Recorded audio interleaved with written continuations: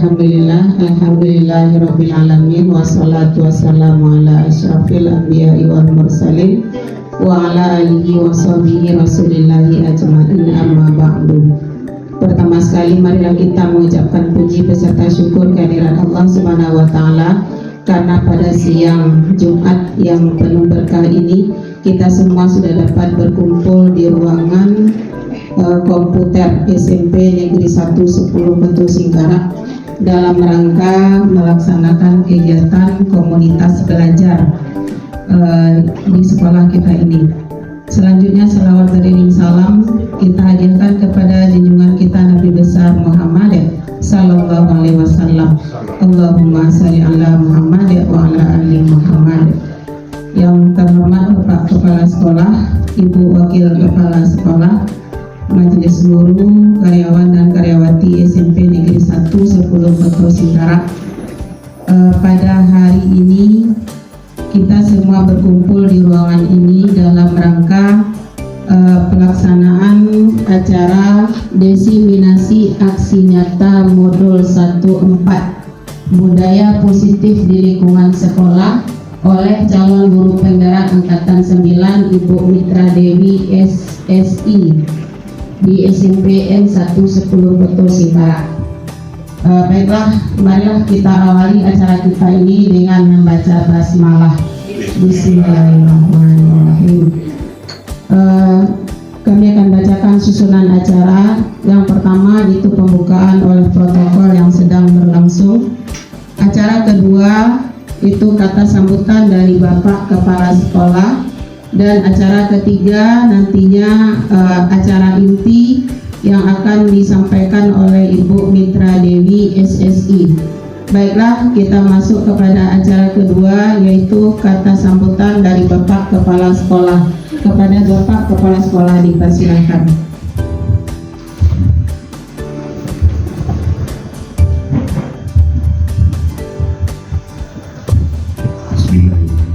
Assalamualaikum warahmatullahi wabarakatuh.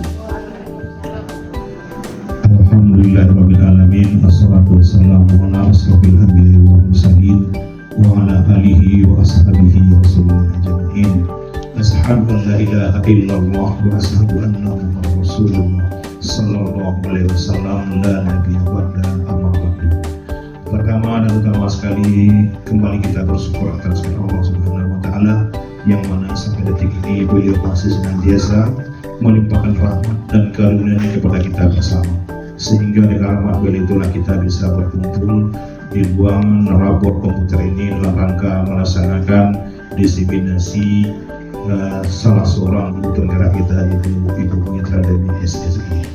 Selawat beri salam disampaikan kepada Allah yang kita yakni Nabi besar Muhammad sallallahu alaihi wasallam, yang mana beliau telah berupaya untuk merubah akhlak manusia dari dalam kebodohan ke dalam pengetahuan yang bisa kita rasakan sampai detik ini.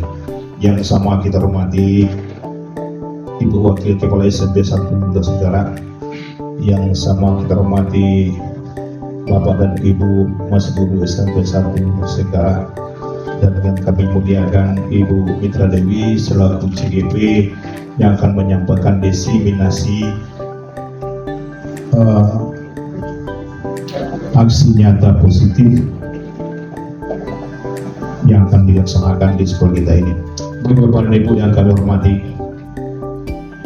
adapun yang akan kami sampaikan sedikit sesuai dengan informasi dari protokol, itu arahan kemudian penyampaian sambutan kepada kami. Yang pertama, sebelum kita masuk kepada acara inti, izinkan saya menyampaikan yang pertama informasi terbaru dari MKKS tanggal 18 kemarin di SMP 1 Lembah Rumanti di Alahan Panjang. Yang pertama, informasi dari Korwas bahwa setiap sekolah wajib melaksanakan komunitas belajar. Nah, ingat bagi saya, langsung saya informasikan sama Bu Dewi sampai di mana gerak langkah kompel kita yang sudah kita daftarkan. Alhamdulillah sudah selesai, tinggal lagi penyusunan program, kemudian mana mungkin yang kita laksanakan di sekolah kita ini. Kombel ini bergerak adalah khusus untuk sekolah kita Lubaibo. Setelah itu nanti boleh menyebar ke luar, mungkin ke GP atau komunitas yang lain. Yang penting dulu sekolah kita selamatkan dulu. Nah seperti ini kita bisa melaksanakan ini kombel. Kemudian Bapak Ibu membuat aksi nyata itu namanya kombel, membuat kanva itu namanya kombel. Jadi alhamdulillah kita sudah terdaftar. Mungkin penerbitan SK lagi yang belum berdiri ya, SK, kemudian program yang terinci, walaupun program sudah masuk sama saya, nanti akan saya revisi lagi mungkin mana-mana mungkin yang kita laksanakan, dan kita revisi bersama nanti apa-apa yang akan dilaksanakan selama komunitas belajar di SMP 1 sekarang ini. Yang kedua Bapak Ibu, seluruh guru, kepala sekolah dan teknik umumnya kita harus membuat jurnal tentang aksi nyata. Alhamdulillah sudah saya buatkan rekapitulasinya, tinggal lagi Ibu Wakil Kepala Sekolah mengecek, laporkan sama Wakil Kepala Sekolah ini aksi nyata saya Bu. Tentu ada beberapa topik yang kita laksanakan dalam satu aksi nyata, nanti dicek oleh Bu Pak. Apa wujudnya? Nanti sesuai dengan himbauan edaran Bupati, masing-masing kita harus menyelesaikan 7 buah aksi nyata. Ini harus kita garis bawahi. Dan konon kabarnya TW 4 untuk pencernaan sertifikasi harus dilampirkan 1 sertifikat aksi nyata. Ini informasi yang kami terima kemarin. Jadi mari kita sama-sama mengindahkan, melaksanakan kegiatan-kegiatan ini melalui kombel kita. Jadi kami tadi secara lisan sudah menyampaikan sama Bu Dewi, aksi nyata kombel kita ini kita laksanakan setiap hari Senin, mungkin 2 kali sebulan atau mana baiknya kita. Jadi itu usulan dari kami nanti, karena hari Senin itu kita banyak datang, semua kita hadir di sini tidak melaksanakan kegiatan MGP. Bapak Ibu yang kami hormati, dalam kegiatan Ibu Dewi sekarang, itunya kita namanya kegiatan berbagi, itu dalam kegiatan hari ini yaitu diseminasi aksi nyata positif. Apa yang dikatakan diseminasi? Yaitu penyebaran informasi dan pengetahuan kepada khalayak luas dalam konteks ilmiah. Apa itu konteks ilmiah? Yaitu proses interaktif dalam penyampaian inovasi dan pada akhirnya dapat menjadi perubahan dan tindakan. Nah inilah yang kita bisa dengarkan informasi-informasi terbaru tentang inovasi-inovasi terbaru dalam kegiatan diseminasi yang akan disampaikan oleh Ibu Dewi nanti.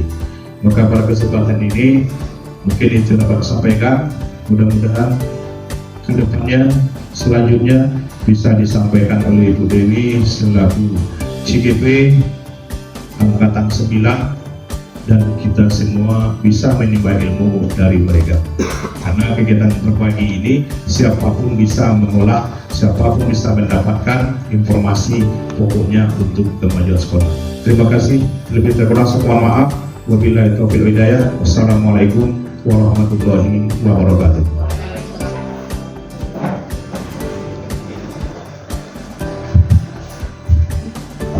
Terima kasih kita ucapkan kepada Bapak Kepala Sekolah yang telah memberikan arahan kepada kita semua. Dan selanjutnya kita langsung masuk ke acara inti, yaitu penyampaian tentang diseminasi aksi nyata modul 1/4 yang akan disampaikan oleh Guru Penjara Angkatan 9 Ibu Mitra Dewi SSI. Kepada Ibu Mitra Dewi dipersilakan.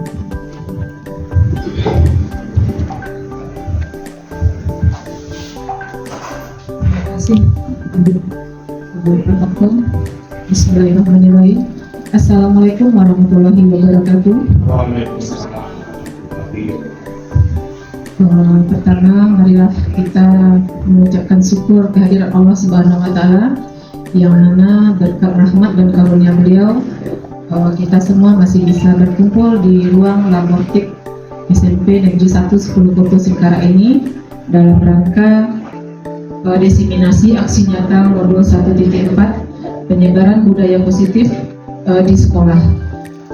Dari saya, Ibu Penggerak Angkatan 9 Kabupaten Solo. Salawat berserta salam marilah kita kirimkan kepada junjungan kita, yakninya Nabi besar Muhammad SAW, yang mana atas berkat perjuangan beliau kita masih bisa berada dalam ruangan ini, menikmati ilmu pengetahuan yang semakin berkembang pesat pada saat sekarang ini.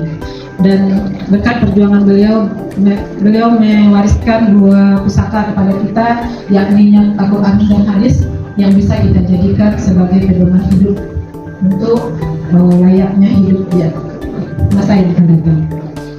Baik, yang pertama sekali yang kami hormati Bapak Kepala Sekolah, terima kasih yang sebesar-besarnya dari kami untuk Bapak yang telah menyediakan waktu dan ruang untuk kami bisa menyebarkan diseminasi tentang budaya positif ini, dan juga kepada Ibu Wakil Kepala Sekolah, terima kasih telah menyempatkan waktunya untuk hadir. Dan tak lupa terima kasih sebesar-besarnya kepada rekan-rekan guru SMP Negeri 1 10 Koto Singkara yang telah bersedia hadir untuk mengikuti kegiatan diseminasi guru penggerak Angkatan 9 yang saya lakukan di SMP 1 10 Koto Singkara ini. Baik, kita langsung saja Bapak Ibu.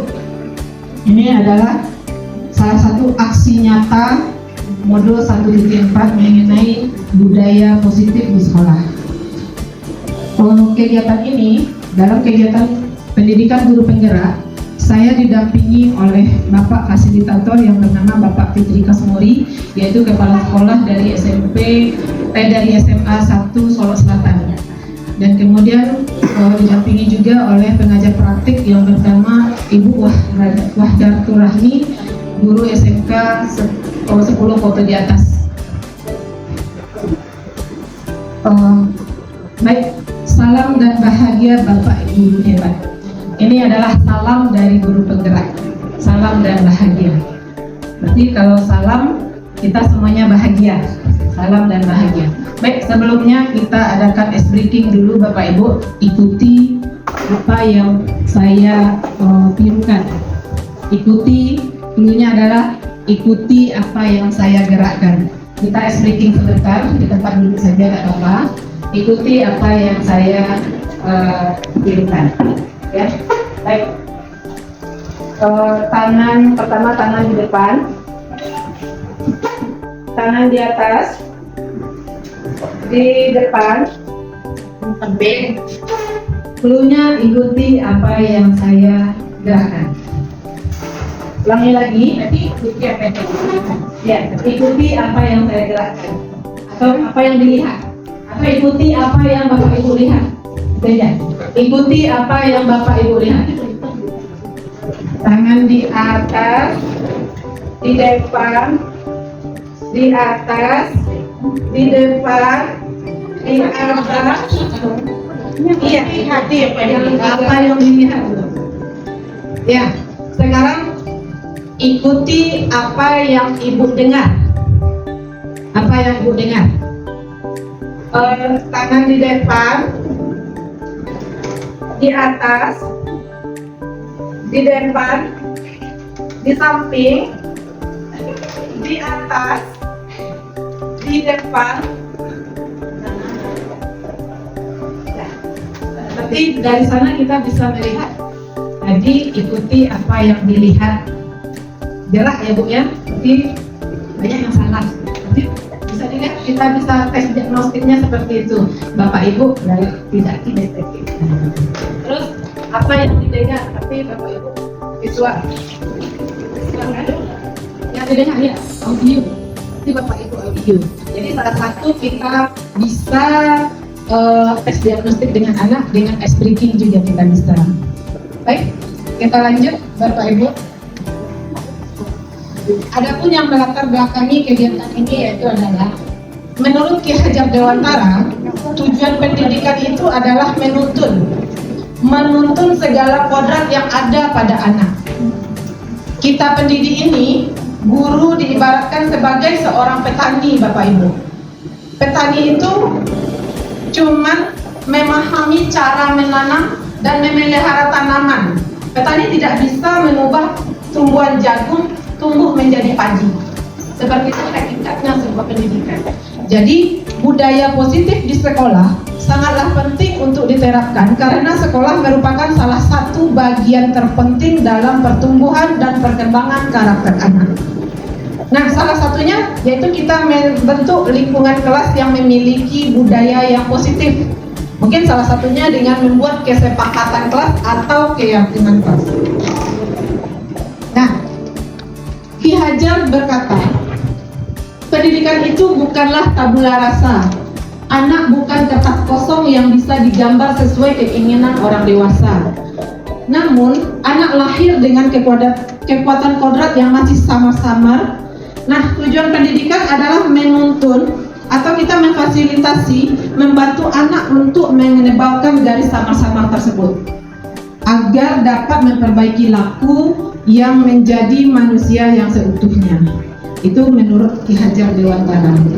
Nah, juga Ki Hajar Dewantara berkata, pendidikan yang berpihak pada murid itu bebas dari segala ikatan, dengan suci hati mendekati sang murid, bukan untuk meminta suatu hak, melainkan untuk berhamba pada sang murid. Nah, adapun refleksi secara keseluruhan dari filosofi pendidikan Ki Hajar Dewantara itu adalah menuntun. Pendidikan itu menuntun, tapi bukan menuntut. Kita menuntun tumbuh kembangnya siswa.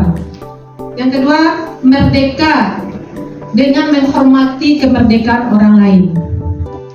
Yang ketiga, berhamba. Berhamba di sini bukan berarti kita menyembah, namun kita berpihak kepada murid. Kemudian budi pekerti, bukan tentang perilaku salah atau benar, tapi bagaimana siswa mendapatkan karakter yang baik. Bermain atau belajar adalah kodrat anak. Jadi mengalami pembelajaran yang bermakna dan menyenangkan bagi anak adalah melalui permainan. Relevan atau bergerak sesuai dengan kodratnya, sesuai dengan kodrat alamnya. Kodrat alam ini adalah kodrat yang sudah dibawa dari anak, dari kebiasaan-kebiasaannya di rumah. Dan juga kuadrat zamannya. Zamannya sekarang kita adalah IT, Bu. Jadi kita menyesuaikan peradabannya dengan peradaban manusia sekarang. Terus keselamatan dan kebahagiaan anak. Jadi tujuan pendidikan itu adalah untuk kebahagiaan anak yang setinggi-tingginya. Kita cuma taunya anak, dan anak. Baik, ada sedikit pertanyaan pemantik yang mau saya ajukan sama Bapak Ibu semua. Jawabnya setuju atau tidak. 1. Hukuman dapat mendisiplinkan anak. Bapak Ibu setuju atau tidak? Tidak. Ada yang tidak, ada yang setuju. Sekali lagi, hukuman dapat mendisiplinkan anak. Setuju atau tidak? Tidak. Tidak ya Pak Bu ya. Terus pemberian hukuman dengan hal yang positif, misalnya dengan membersihkan halaman sekolah, dapat meningkatkan disiplin anak. Setuju atau tidak? Tidak. Ada yang setuju? Tidak. Terus memberi penghargaan atau hadiah seperti yang diberlakukan Bapak Kepala Sekolah tadi, dapat meningkatkan motivasi belajar anak. Setuju atau tidak? Setuju. Baik. Untuk menjawab nanti Bapak Ibu setuju atau tidak dari pertanyaan pemantik yang saya ajukan nanti tadi, mari kita lanjut pembelajaran pada diseminasi ini. Sekarang ada sedikit pertanyaan, apa itu budaya positif yang ada di sekolah Bapak Ibu? Yang Bapak Ibu tahu apa itu budaya positif di sekolah? Kerja dengan baik. Iya. Anak-anak buang sampah pada tempatnya. Iya. Terus peduli lingkungan. Iya. Tapi budaya-budaya baik yang ada di lingkungan sekolah kita, gitu ya Pak Ibu ya. Jadi budaya positif itu merupakan nilai-nilai keyakinan atau keyakinan-keyakinan atau kebiasaan-kebiasaan. Nah, tadi yang disebutkan Ibu salah satunya adalah kebiasaan-kebiasaan di sekolah yang berpihak pada murid agar murid dapat berkembang menjadi pribadi yang kritis, penuh hormat dan bertanggung jawab. Itu yang kita kembangkan. Jadi konsep utama dari budaya positif ini ada 7. Yang pertama, perubahan paradigma baru. Yang kedua, disiplin positif. Yang ketiga, kebutuhan dasar manusia. Yang keempat, motivasi perilaku manusia. Yang kelima, keyakinan kelas. Yang keenam, restitusi posisi kontrol guru. Dan yang terakhirnya, ketujuh, segitiga restitusi. Nanti kita bahas satu persatu. Sekarang kita masuk dulu paradigma pembelajaran baru. Pembelajaran dengan paradigma baru. Jadi pembelajaran dengan paradigma baru itu kita memastikan praktik pembelajaran itu untuk berpusat kepada murid, yang biasa kita kenal pembelajaran yang berdiferensiasi. Dan pembelajaran paradigma baru ini dia mencakup tentang pemetaan standar kompetensi, merdeka belajar, dan asesmen kompetensi minimal, sehingga nanti menjamin ruang yang lebih leluasa bagi pendidik untuk merumuskan rencana pembelajaran dan asesmen sesuai dengan karakteristik dan kebutuhan peserta didik. Sekarang mari kita coba lakukan. Bapak Ibu, saya minta tampil 2 orang di depan, 2 orang saja. Siapa Bapak Ibu? 2 orang. Mungkin Ibu Vina dengan Ibu Sal, silakan. Ayo kita lakukan. Ayo, Tugas Anda yaitu salah satunya mengepalkan tangan. Kepalkan tangan Bapak Ibu di tangan. Anggap di dalam kepalan tangan itu ada sesuatu yang berharga.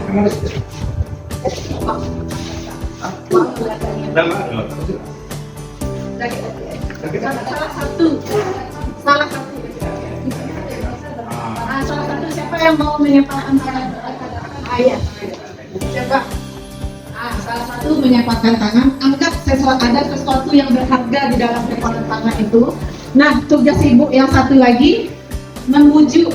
Boleh membujuk, boleh menggoda, boleh mengeliti, bahkan mewarnai atau menawari ada uang atau ada apa. Biar dia mau membuka kepala tangan itu. kalau saya nggak mau tahu boleh pertanyaan. Beranggap ini ada sesuatu yang berharga, apakah mau Ibu membuka? Boleh meneliti. Saya juga yang membentuk. Iya. Sabar-sabar yang itu ya.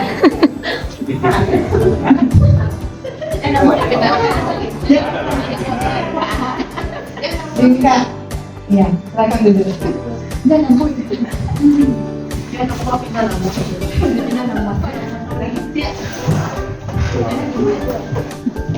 Udah terpengaruh. Nah, jadi dalam kegiatan yang tadi awalnya dibuka nggak Bu Pina? Tidak kan?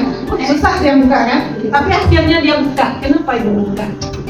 Nah, dia dari dua masing-masing. Kasih ya. Kasiannya tadi ada izin dari dalam dirinya. Kalau nggak ada izin pasti dia nggak akan buka. Itu ada izin dari dalam diri Bu Pina untuk buka. Salah satunya Bu Pina kasihan jangan dengan dia gitu.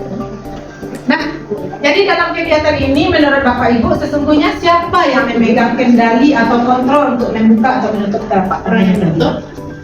Orang yang menutup, iya, orang yang menutup, yang menutup tangan. Tapi orang yang menggunakan tangan, berarti yang mengontrol diri itu adalah diri kita sendiri. Tidak bisa orang lain mengontrol diri kita. Begitu juga dengan anak kita, Bapak Ibu.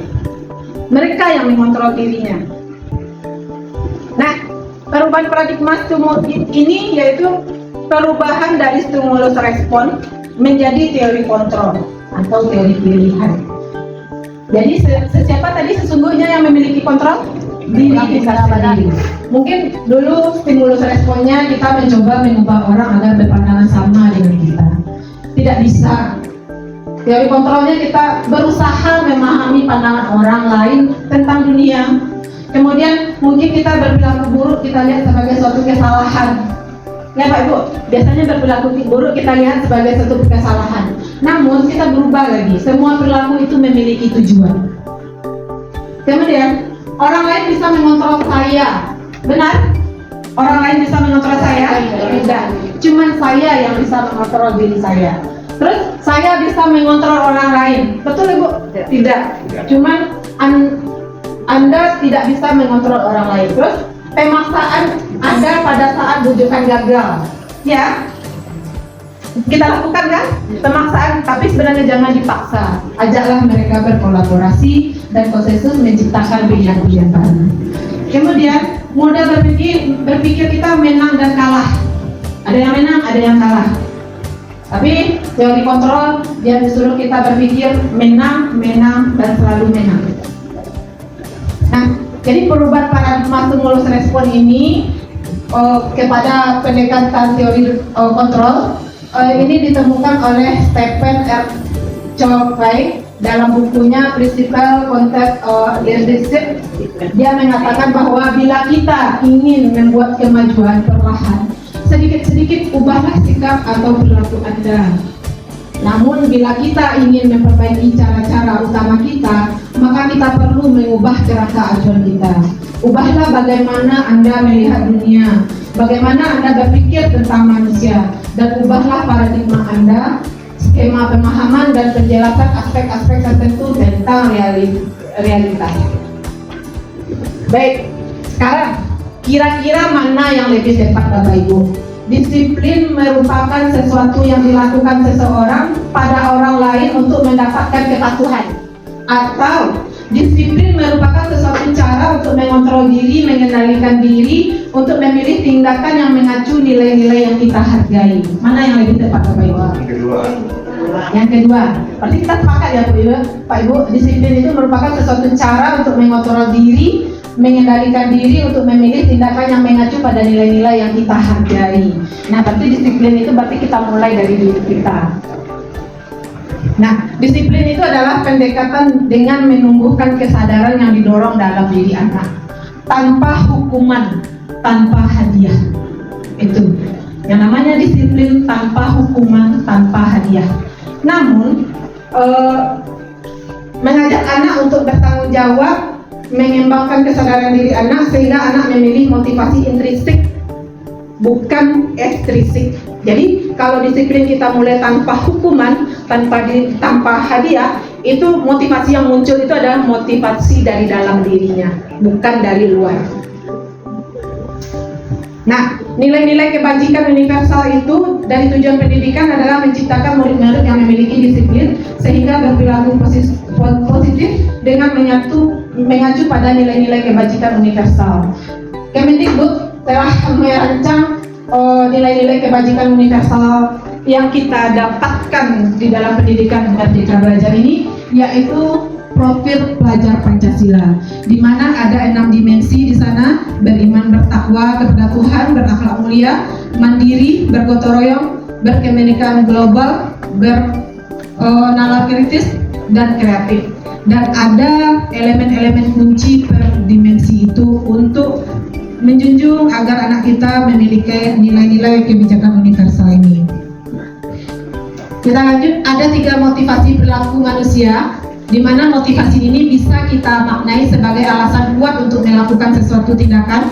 Motivasi ini bisa kita dapatkan di mana saja, baik dari orang terdekat, motivator, dan lain sebagainya. Namun dapat membuat diri kita memutuskan untuk melakukan satu tindakan, tentu hanya diri kita sendiri, bukan orang lain. Jadi ada 3 motivasi perilaku manusia. Yang pertama, menghindari rasa tidak nyaman atau hukuman. Ini adalah motivasi eksternal. Anak akan berlaku ketika dia takut dihukum saja. Kemudian untuk mendapatkan imbalan atau penghargaan dari orang lain. Itu juga yang muncul cuma motivasi eksternal. Namun ada motivasi yang ketiga, yaitu untuk menjadi orang yang mereka inginkan dan menghargai diri sendiri dengan nilai-nilai yang mereka percaya. Itu adalah motivasi internal. Nah, tujuan dari disiplin positif adalah menanamkan motivasi yang ketiga pada murid, yaitu menjadi orang yang mereka inginkan menghargai diri sendiri dengan nilai-nilai yang mereka percaya. Ketika murid kita memiliki motivasi tersebut, mereka telah memiliki motivasi intrinsik yang berdampak jangka panjang, motivasi yang tidak akan terpengaruh oleh apapun, baik adanya hukuman ataupun hadiah. Mereka akan tetap berperilaku baik dan berlandaskan nilai-nilai kebajikan karena mereka ingin menjadi orang yang menjunjung tinggi nilai-nilai yang mereka hargai. Nah, dihukum oleh penghargaan. Jadi penghargaan itu adalah hukuman, Bapak Ibu. Penghargaan adalah hukuman. Jadi dalam arti meminta atau membujuk seseorang melakukan sesuatu untuk memenuhi suatu tujuan tertentu bagi orang lain, kita membujuk atau memberi dorongan dengan penghargaan, itu adalah hukuman karena pengaruhnya jangka pendek dan jangka panjang. Penghargaan itu menghukum, penghargaan itu mengurangi ketepatan siswa itu. Terus penghargaan tidak efektif. Penghargaan ini merusak hubungan. Hubungan yang mana? Mungkin anak yang biasa tidak dapat penghargaan, dia akan merasa iri, itu Bu. Atau anak yang mendapat penghargaan ini, dia akan merasa berbangga diri. Nanti menjadi hukuman juga bagi dia. Bagaimana dia akan memperjuangkan penghargaan yang didapatkan. Jadi, konsep disiplin ada dengan identitas gagal dan sukses. Jadi yang ada hukuman ini adalah identitas gagal. Kita memasukkan siswa kita ke dalam identitas gagal. Kemudian ada konsekuensi. Konsekuensi ini sudah berencana Bapak Ibu, sudah tahu siswa. Ini adalah sukses, identitas sukses, namun tidak berefek jangka panjang. Ada yang lebih baiknya itu adalah restitusi, yaitu proses kolaboratif yang mengajarkan murid untuk mencari solusi untuk masalah mereka dan membantu murid berpikir tentang orang-orang seperti apa yang mereka inginkan dan bagaimana mereka harus memperlakukan orang lain. Ini salah satunya. Hukuman adalah identitas gagal. Berarti hukuman itu adalah sesuatu yang menyakitkan yang harus terjadi, sedangkan konsekuensi sesuatu yang harus terjadi. Kemudian restitusi merupakan pilihan, kita memberikan pilihan kepada siswa. Sedangkan hukuman ini membuat siswa kita tidak nyaman, korban mendapatkan keadilan, sedangkan yang murid dan yang lainnya ada tersakiti, perilaku ada yang pasif, agresif yang meningkat, terus sistem tidak akan berjalan bila murid tidak takut. Kan itu yang kita ambil. Tidak akan berjalan murid kalau sistem kita kalau murid tidak takut sama kita. Padahal kita sedang memasukkan siswa kita ke identitas gagal seharusnya kalau kita memakai hukuman. Terus ada konsekuensi. Konsekuensi ini membuat murid tidak nyaman, namun jangka waktunya pendek, tidak panjang, dan korban bisa diabaikan. Murid akan dibuat tidak nyaman. Penguatan hanya bertahan dalam jangka waktu pendek dan memerlukan monitoring. Kita harus memonitor siswa terus.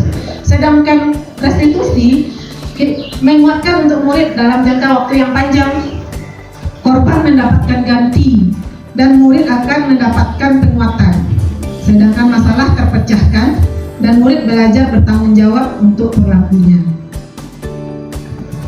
Nah, sekarang coba kita jawab Bapak Ibu. Ada tindakan guru mencatat 100 kali dalam buku kalimat saya tidak akan terlambat lagi karena terlambat ke sekolah. Berarti guru siswa nanti mencatat saya tidak akan terlambat lagi. Kira-kira itu hukuman atau konsekuensi Bapak Ibu? Hukuman. Lari mengelilingi lapangan bola basket 2 kali karena terlambat hadir di sekolah. Hukuman atau konsekuensi Bapak Ibu? Hukuman. Murid diminta untuk push up 15 kali karena tidak menggunakan masker ke sekolah. Hukuman. Mengganti kertas tugas teman yang telah dicoret-coret. Konsekuensi. Kemudian membersihkan tumpahan air di meja tulis karena tersenggol pada saat belajar. Konsekuensi. Yang meminta murid tidak mengenakan sepatu seharian di sekolah karena tidak mengenakan sepatu hitam. Hukuman ya Pak ya. Terus lari mengelilingi lapangan basket 2 kali karena terlambat 10 menit untuk pelajaran PJOK. Hukuman atau konsekuensi? Konsekuensi. Ada yang konsekuensi ya. Kita lihat jawabannya. Ya.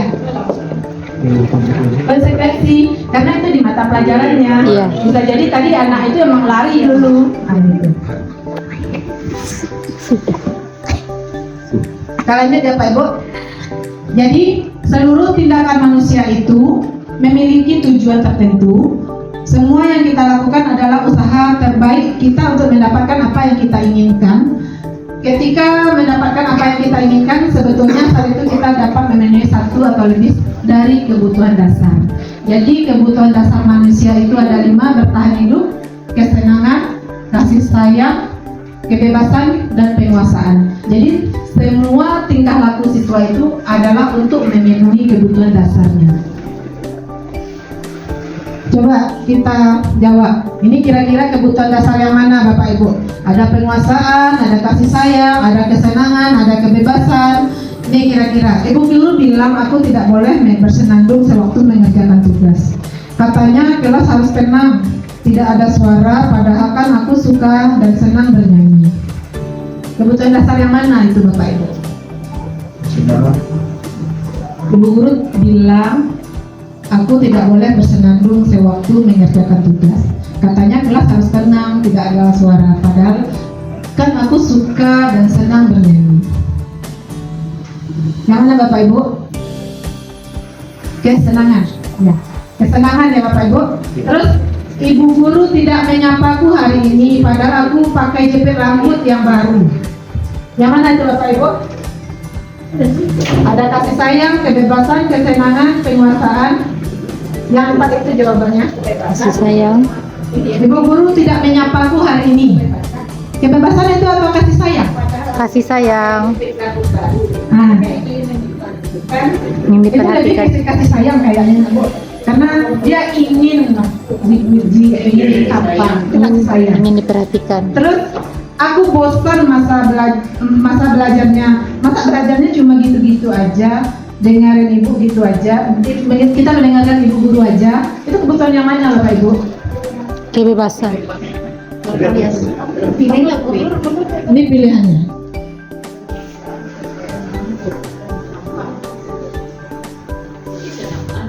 Ya, aku bosan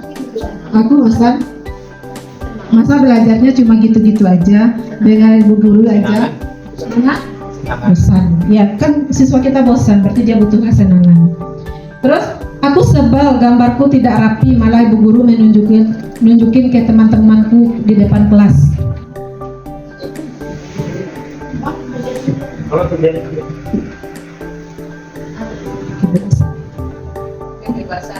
Kebebasan. Ya, bagaimanapun hasil siswa tidak perlu kan? Siswa bebas mau membuat seperti apa. Terus langkah yang berikutnya kita adalah membuat keyakinan kelas. Mengapa keyakinan? Karena keyakinan ini merupakan nilai-nilai kebajikan atau prinsip universal yang disepakati bersama secara universal, lepas dari latar belakang suku, negara, bahasa maupun agama. Keyakinan akan lebih memotivasi seseorang dari dalam atau motivasi secara intrinsik. Seseorang akan lebih tergerak dan bersemangat untuk menjalankan keyakinannya daripada hanya sekedar mengikuti serangkaian peraturan. Nah, adapun prosedur kita membuat keyakinan kelas itu yaitu mempersilahkan semua warga kelas atau warga sekolah, kalau ke sekolah berarti warga sekolah ya Bu ya, bercurah pendapat tentang peraturan yang perlu disepakati di kelas. Yang kemudian mencatat semua masukan. Kita catat dulu semua masukan murid kita. Terus kita susun nanti keyakinan itu sesuai dengan prosedur pembentukan keyakinan kelas, yaitu ganti kalimat-kalimat dalam bentuk negatif menjadi positif. Contohnya, jangan berlari di kelas atau di koridor. Itu adalah kalimat negatif. Kita ganti dengan berjalanlah di kelas atau di koridor. Terus tinjau kembali daftar curah itu pendapat yang sudah dicatat. Ada mungkin yang mendapati bahwa pernyataan yang ditulis di sana masih banyak yang berupa peraturan. Selanjutnya, ajaklah murid untuk menemukan nilai-nilai kebajikan atau keyakinan yang dituju dari peraturan tersebut. Kemudian, jangan banyak-banyak. Sebaiknya jangan banyak-banyak, cukup 3-7 keyakinan kelas saja yang perlu kita bikin, karena nanti siswa akan sulit untuk mengingatnya. Kemudian keyakinan kelas ini kita tempel Bapak Ibu di dinding supaya siswa kita ingat semuanya. Nah, ini ada lagi tentang peraturan atau keyakinan. Ini keyakinannya bagaimana Bapak Ibu? Selalu kembalikan buku ke tempatnya. Keyakinannya bagaimana? Selalu berarti membuat siswa kita untuk bertanggung jawab ya Bapak Ibu ya. Terus dilarang mengganggu orang lain. Berarti saling menghormati. Terus hadir ke sekolah 15 menit sebelum pembelajaran dimulai. Disiplin. Terus dilarang melakukan kekerasan. Dilarang melakukan kekerasan, dilarang menggunakan narkoba, berganti atau menunggu giliran, menggunakan masker. Berarti itu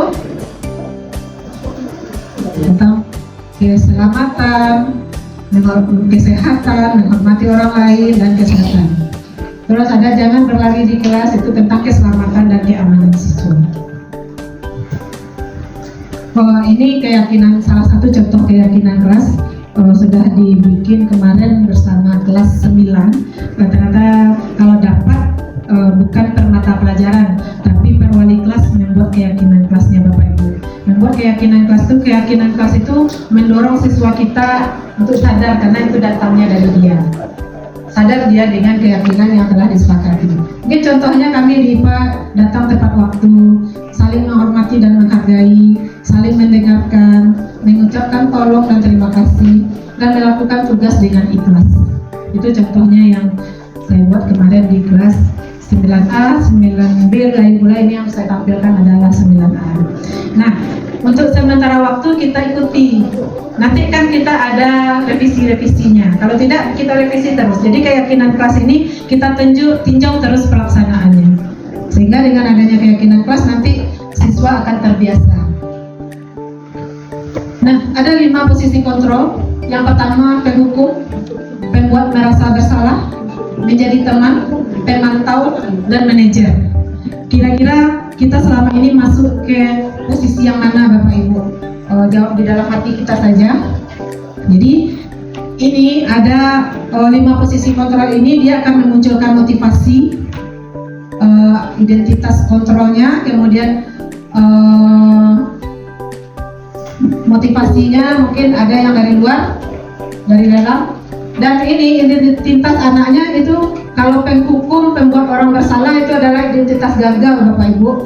Kontrolnya berasal dari luar. Kenapa? Mungkin guru berbuat, salah satunya penghukum ini guru berbuat menghardik, menunjuk-nunjuk, menyakiti dan menyindir. Lalu mungkin guru berkata, kalau kamu tidak melakukan, awas ya, rasakan akibatnya. Nah, hasilnya siswa akan memberontak, menyalahkan orang lain dan berbohong. Itu jadinya kalau kita sering menghukum. Murid meletakkan guru di luar dunia berkualitas. Dan biar saja, mungkin murid tidak berkata biar saja, nanti juga dia akan marah-marah lagi. Mungkin itu kata siswa kita nanti Bapak Ibu. Terus siswa akan mengulangi lagi kesalahannya. Nah, ada yang membuat orang merasa bersalah. Ini mungkin merasa bersalah ini perkataannya lebih halus, berceramah atau mengatakan ibu kecewa dengan kamu, harusnya kamu tidak seperti itu ya. Terus kamu ibu lelah sekali mengatakan itu sama kamu, seperti itu kita berkata. Nah, ini hasilnya siswa akan menyangkal atau berbohong. Dan kaitannya dengan kualitas, dunia berkualitas, murid meletakkan guru di dalam dunia berkualitas. Maafkan saya ya Bu, mungkin itu kata siswa, tapi yang merasa rendah diri, siswa akan merasa rendah diri, kata kita membuatnya merasa bersalah. Kemudian menjadi teman, kira-kira kita berada di mana? Ini membuat alasan-alasan untuk murid. Mungkin ayolah kita seperti teman, ayolah lakukan demi ibu, masa kamu tidak mau? Ingat kan apa janji kita kemarin? Seperti itu. Seperti apa kita dengan teman? Ini mungkin siswa masuk ke identitas gagal atau sukses, tapi kontrolnya masih dari luar. Siswa akan bertindak jika ada kita saja. Kalau kita tidak ada atau kita marahi, dia merasa tidak dilindungi. Padahal kita membuat dia menganggap kita sama seperti temannya. Nah, kemudian pemantau. Ini biasanya guru udah buat menghitung dan mengukur apa peraturannya. Nah, itu kita tanya apa peraturan yang ada sebelumnya. Terus menyesuaikan diri bila diawasi. Kalau diawasi baru dia berbuat baik, disiplin. Kalau tidak dia akan melanggar lagi. Kemudian menitik beratkan mungkin dampaknya pada murid, menitik beratkan pada sanksi atau hadiah untuk dirinya. Nah, yang paling bagus itu adalah posisi manajer, Bapak Ibu, di mana kita memasukkan siswa pada identitas berhasil atau sukses. Ini kontrolnya dari dalam diri, dia menghargai dirinya. Kita lakukan apa? Kita mengajukan pertanyaan-pertanyaan. Misalnya, apa yang kita yakini? Kalau kita udah buat keyakinan kelas, kita tanyakan lagi apa yang kita yakini. Nanti siswa akan menjawab, kita tidak boleh seperti ini, Bapak Ibu, seperti itu. Terus dia akan menguatkan pribadi murid. Murid meletakkan dirinya sebagai individu yang positif di dalam dunia berkualitas, dan murid akan berkata bagaimana caranya ya saya bisa memperbaiki keadaan. Dalam dirinya sendiri akan muncul, Bapak Ibu. Terus mengevaluasi diri, bagaimana cara memperbaiki diri, itu yang akan dilakukan oleh siswa kita. Jadi posisi kontrol yang paling bagus itu adalah sebagai manajer. Kita mengembalikan lagi, kita bertanya lagi kepada siswa. Kalau paling tidaknya, kalau tidak bisa sebagai manajer, sebagai pemantau, itu yang paling bagus, Bapak Ibu. Jadi kita bisa memantau ini. Kalau kita tidak pantau, dia tidak akan melakukan, harus kita pantau terus. Cuman kalau manajer, dia datangnya dari dalam diri siswa itu sendiri, seperti itu. Sekarang segitiga restitusi. Pernah Ibu mendengar kata segitiga restitusi? Belum? Mungkin baru kali ini ya. Jadi restitusi itu adalah proses menciptakan kondisi bagi murid untuk memperbaiki kesalahan mereka, sehingga mereka bisa kembali pada kelompok mereka dengan karakter yang lebih kuat. Ini diungkapkan oleh dosen pada bukunya tahun 2004. Restitusi ini membantu murid menjadi lebih memiliki tujuan disiplin positif dan memulihkan dirinya setelah berbuat salah. Melalui pendekatan restitusi, ketika murid berbuat salah, guru akan menanggapi dengan mengajak murid berefleksi. Berarti kita sebagai guru harus mengajak murid berefleksi tentang apa yang mereka lakukan untuk memperbaiki kesalahan mereka, sehingga mereka menjadi pribadi yang lebih baik dan mampu menghargai dirinya sendiri. Nah, ada ciri-ciri dari restitusi, bukan untuk menebus kesalahan, namun belajar dari kesalahan. Yang kedua, memperbaiki hubungan. Yang ketiga, tawaran bukan paksaan. Berikan siswa tawaran. Restitusi menuntut untuk melihat ke dalam diri, bukan menuntut. Restitusi ini mencari kebutuhan dasar yang mendasari tindakan. Jadi tindakan itu ada dasarnya. Restitusi diri ini cara yang paling baik. Terus restitusi ini fokus pada karakter, bukan tindakan. Nah, restitusi ini fokus pada solusi, dan restitusi mengembalikan murid yang berbuat salah pada kelompoknya. Jadi ketika dia sudah menyadari kesalahannya, nanti siswa akan menjadi lebih kuat kembali kepada kelompoknya. Ada 3 tahap dari restitusi, segitiga restitusi, namanya segitiga restitusi. Jadi ada segitiganya. Yang pertama, menstabilkan identitas, yaitu berdasarkan prinsip berbuat kesalahan adalah bagaimana dari proses pembelajaran. Terus mengubah identitas anak dari orang yang gagal karena melakukan kesalahan menjadi orang yang sukses. Kemudian validasi tindakan yang salah. Mungkin saja tindakan kita lakukan dengan sesuatu tujuan, yaitu memenuhi kebutuhan dasar. Dengan teori kontrol, pasti anak mengubah pandangannya dari teori stimulus respon ke cara berpikir proaktif yang mengenal tujuan dari setiap tindakan. Nah, terakhir ada menanyakan keyakinan, yaitu murid diberi pertanyaan-pertanyaan bermakna untuk memunculkan motivasi secara intrinsik, mampu menghubungkan keyakinan anak dengan keyakinan kelas atau keluarga. Segitiga restitusi ini kita lakukan secara boleh salah 2, paling tidaknya 2 muncul. Nah, pertama kita tampilkan identitas. Mungkin kita bertanya kepada siswa, kamu bukan satu-satunya orang yang pernah melakukan ini. Ibu guru juga pernah berbuat salah. Atau setiap orang pasti pernah melakukan kesalahan. Namun kesalahan itu pasti ada tujuannya. Atau kita memvalidasi tindakan yang salah. Kamu tentu punya alasan mengapa melakukan itu kan? Kita tanyakan kepada siswa seperti itu.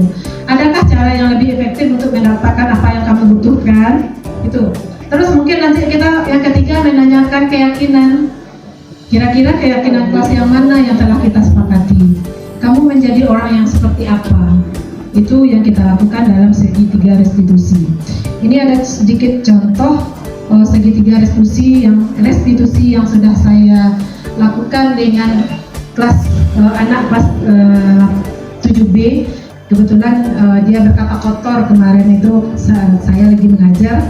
Ya udah itu aja langsung jadi contoh gitu. Waalaikumsalam. Duduk lagi. Duduknya lagi.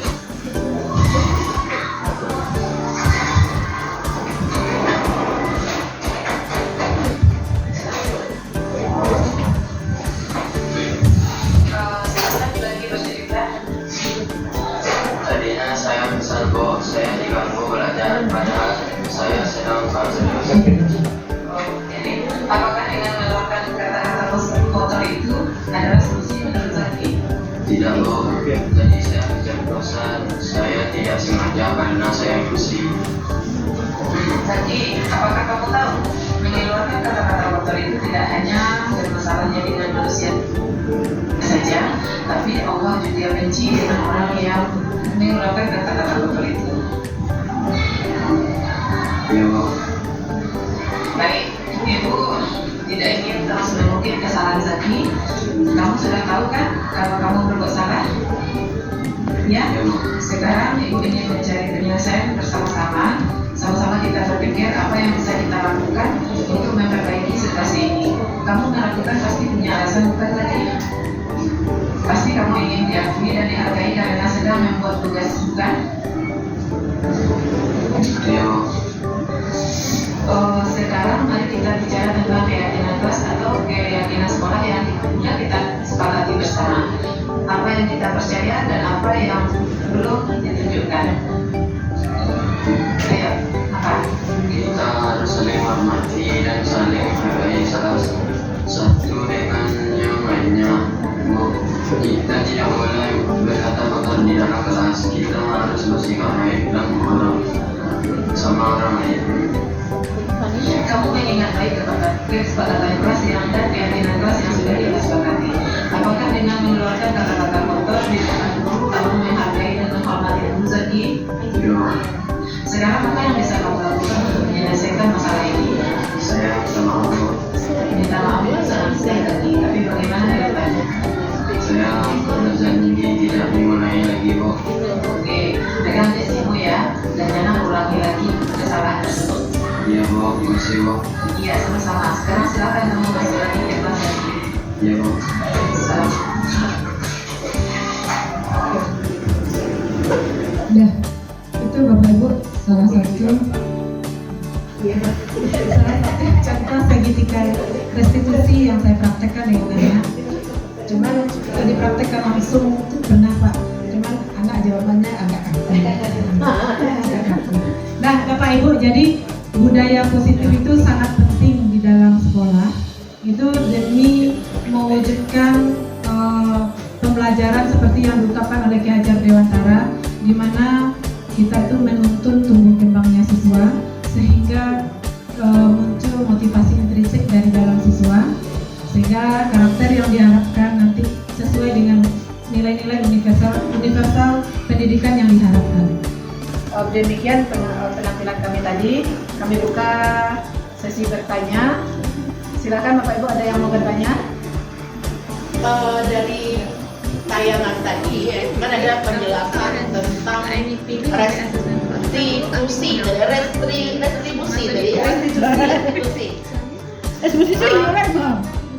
saya kurang paham apa konsep dari restitusi itu apa konsepnya sehingga saya bisa paham sebetulnya restitusi itu apa, tolong dijelaskan secara singkat. Kemudian berikan contoh yang real, apa contohnya restitusi itu dalam kehidupan nyata, maksudnya sebagai dalam pembelajaran sehingga bisa kita aplikasikan nantinya. Baik, itu Bu ya. Jadi restitusi itu kita lakukan ketika siswa kita berbuat salah.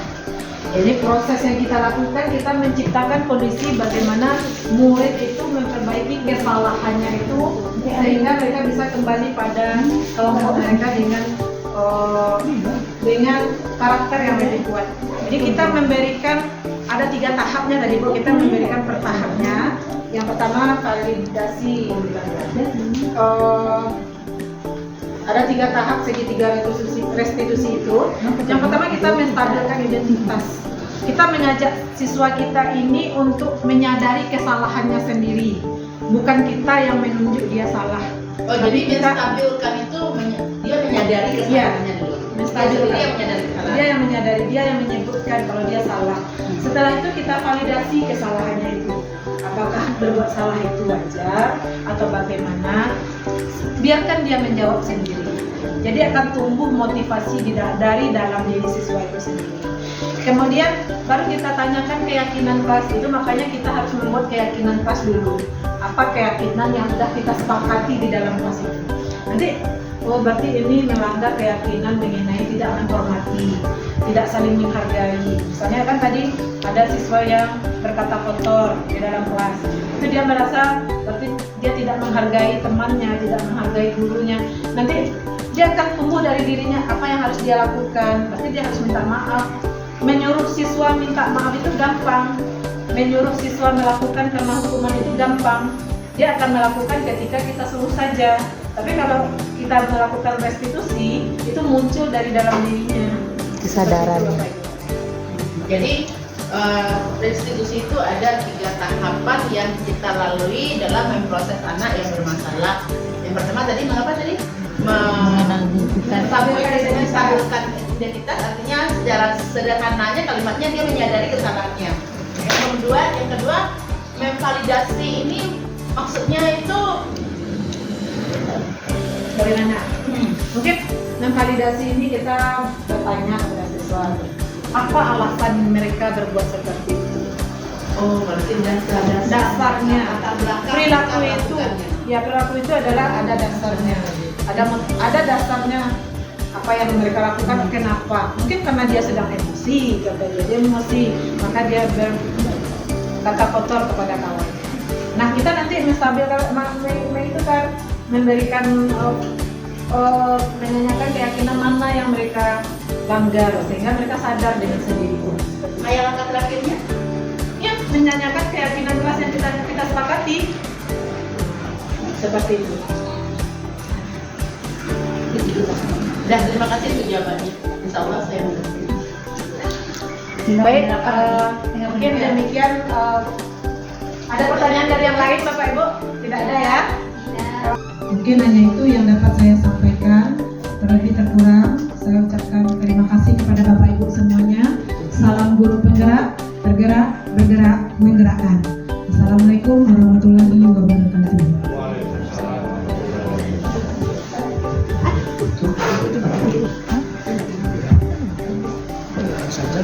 Baiklah Bapak dan Ibu sekalian, itulah tadi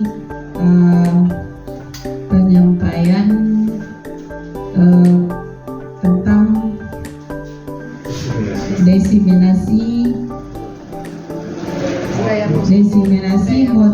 modul ajar ya. Desiminasi modul 1/4 dan budaya positif di sekolah yang sudah disampaikan oleh Ibu Dewi sebagai guru penggerak angkatan 9, dan kita kasih aplaus untuk Ibu Dewi. Baiklah Bapak dan Ibu, mungkin dengan berakhirnya penyampaian dari Ibu Dewi tadi, maka berakhir pula acara kita pada hari ini, dan semoga apa yang disampaikan oleh Ibu Dewi tadi membawa manfaat untuk kita semua, karena banyak sekali pembelajaran yang bisa kita ambil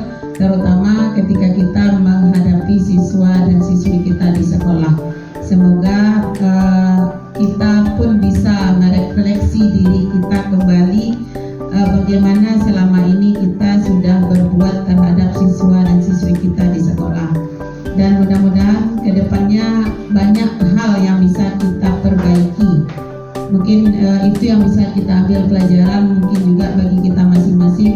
Dan saya sebagai pembawa acara pada hari ini juga mohon maaf kalau ada yang salah dari awal sampai akhir. Dan saya akhiri wabillahi taufiq wal hidayah. Wassalamualaikum warahmatullahi wabarakatuh. Waalaikumsalam warahmatullahi wabarakatuh.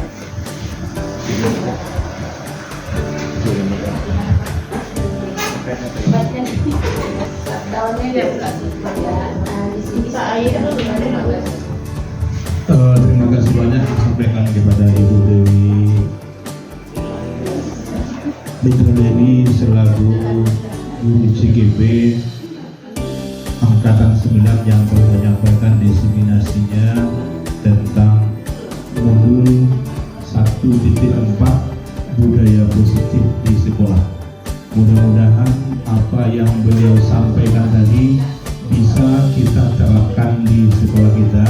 Kita mulai langsung untuk menerapkan budaya positif ini.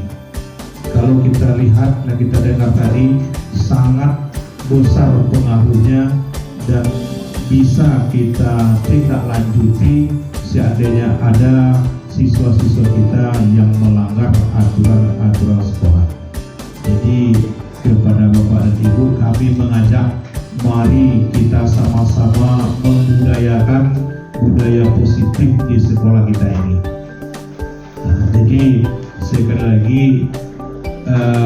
dengan adanya kita berbagi dalam CGP ini, hendaknya bertambah cakrawala berpikir kita. Saya sudah lihat nyata bahwa dengan adanya CGP baik angkatan 1 sampai 9 kita sudah mulai berbenah diri, diantaranya masing-masing kita sudah bisa membuat aksi nyata. Dan apalagi nanti yang akan kita laksanakan setelah adanya program terbentuknya komunitas belajar. Jadi memang sangat besar pengaruhnya. Ini agak rahasia sedikit Bapak Ibu. Untung kita ada CGP. Makanya saya memberikan dorongan motivasi kepada guru yang melaksanakan CGP ini. Masih ada kesempatan di angkatan 9 Bapak Ibu. Kalau masih ada waktu, ada kesempatan, silakan Bapak Ibu untuk mengikuti CGP angkatan 10, 11. Nah, 11 sedang dibuka kesempatan Bapak Ibu. Ini tanggal 27 terakhir. Jadi dengan adanya CGP ini Bapak Ibu, saya pesimis. Ada sekolah yang tidak punya CGP memanggil narasumber, Bu. Coba bayangkan, dipanggil narasumber, lalu ke SMP mengadu ke SD. Banyak kepala sekolah yang memanggil narasumber ke SD. Saya kemarin berbincang-bincang dengan kepala sekolah, untung kalau ada CGP di sekolah. Kalau tidak kami membayar Pak. Kami menyediakan narasumber dari guru SD, atau juga guru SMP. Jadi sekali lagi saya mengharapkan sama Bapak Ibu, mari kita tambah, jangan satu orang saja Bapak Ibu. Kita tingkatkanlah karena Ibu dan Bapak masih dalam usia muda. Kalau kami pula lewat Bu.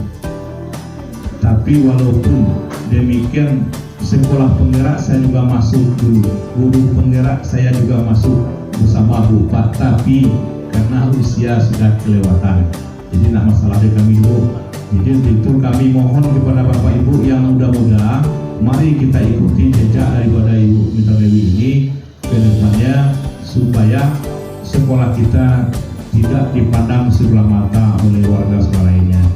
Itu mungkin sebagai penguatan, sebagai hasil daripada penampilan daripada diseminasi guru penggerak, yaitu tentang modul 1.4 budaya positif yang insya Allah kita berusaha untuk melaksanakan di sekolah kita ini sesuai dengan apa-apa trik-trik atau langkah-langkah yang baik untuk perbaikan disiplin siswa kita di sekolah.